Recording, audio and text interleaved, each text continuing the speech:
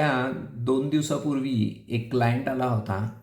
त्याच्याकडं 50 लाख रुपये होते आणि त्याचं म्हणणं हे होतं की 50 लाख रुपये आहेत आणि मला माझं घर घ्यायचं आहे आणि त्या घरासाठी माझ्याकडे हे 50 लाख आहेत आणि मी 1 कोटीचं घर घेतोय किंवा 80 लाखाचं घर घेतोय आणि राहिलेलं 30 लाखाचं लोन घेईल.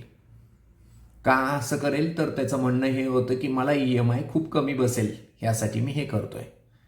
तर मी त्याला ऑप्शन दिला की तू हे 50 लाख पहिल्यांदा बिल्डरला न देता 50 लाख तू इन्व्हेस्ट कर आणि 50 लाख तू इन्व्हेस्ट केले तर त्याचा आउटपुट वेगळा बदलून जाऊ शकतो आणि तुझा जो 50 लाखाच्या रिलेटेड जो EMI तुला भरावा लागेल असं तुला वाटतं तर तो EMI मी देईन तुझ्या व्याजातनं. तर त्याला 50 लाखाच्या अगेन्स्ट त्याला EMI बसतोय साधारण 35 ते 40 हजाराच्या आसपास.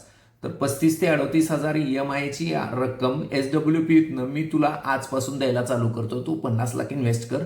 30 वर्षासाठी तू ते केलेली असेल तर 30 वर्षामध्ये तुझी कंडिशन अशी असेल की राहिलेल्या रकमेमध्ये जवळजवळ 1.5 ते 2 कोटी रुपये तुला एक्स्ट्रा मिळतील. तुम्ही म्हणसाल असं कसं काय शक्य आहे? तर कंडिशन अशी आहे की ज्यावेळी म्हणजे त्याचं व्याजही त्याला निघून जाईल आणि प्लस त्याला एक्स्ट्रा 1.5 ते 2 कोटी रुपये मिळतील. हे कसं शक्य आहे? तर रिझन हे आहे की आज आपल्या इंडियामध्ये हाऊसिंग लोन हे 7.5 ते 8% व्याजदराने मिळेल आणि तुम्हाला इक्विटी मात्र इंडियामध्ये 12% आसपास रिटर्न देते. म्हणजे वरचे जे 4.5% 4% तुम्हाला रिटर्न मिळतंय ते बँकेच्या पैशावर मिळवलेलं तुम्ही व्याज आहे.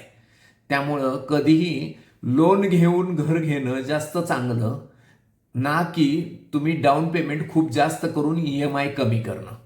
त्यामुळं याबद्दल नक्कीच तुम्ही विचार करू शकता आणि ह्याच्या रिलेटेड इन डिटेलमध्ये कॅल्क्युलेटेड सगळं जर तुम्हाला कॅल्क्युलेशन हवं असेल तर तुम्ही नक्कीच आम्हाला भेट द्या. ज्यावेळी तुम्ही घर घ्यायचा निर्णय घ्याल नक्कीच तुम्ही एका फायनान्शियल ॲडवायझरचा सल्ला घ्या आणि मग तुम्ही ह्या जे तुमचे फायनान्सचे प्लॅनिंग करता त्याबद्दल निर्णय घ्या.